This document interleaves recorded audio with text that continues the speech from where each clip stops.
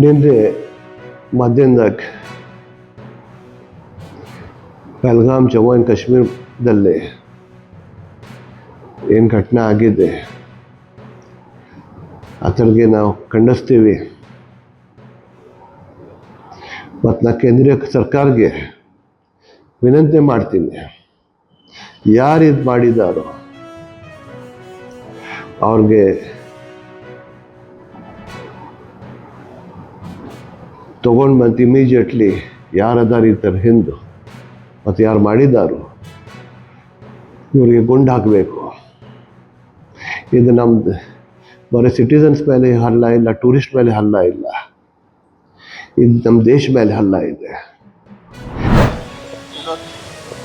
ನಿನ್ನೆ ಕಾಶ್ಮೀರದಲ್ಲಿಯ ಪಹಲ್ಗಾಮ್ದಲ್ಲಿ ನಡೆದ ಭಯೋತ್ಪಾದಕರ ಕ್ರೂರ ಕೃತ್ಯವನ್ನು ಖಂಡಿಸಿ ಶ್ರೀರಾಮ ಸೇನೆಯ ವತಿಯಿಂದ DC ಅವರ ಮುಖಾಂತರ ನಾವು ಅಮಿತ್ ಶಾ ಅವರಿಗೆ ಮನವಿ ಮಾಡಿಕೊಳ್ತಾ ಇದ್ದೀವಿ.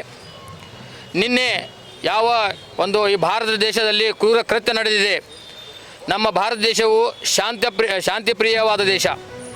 ಎಲ್ಲಿಂದ ಕಾಶ್ಮೀರದಲ್ಲಿ ಈ ಭಾರತದ ಕಾನೂನು ಕಾಯ್ದೆ ವ್ಯವಸ್ಥೆ ನಡೀತಾ ಇದೆ, ಆ ಸಮಯದಿಂದನೇ ಕೆಲವು ಹುನ್ನಾರಗಳು ನಡೀತಾ ಬಂದಿದ್ದವು.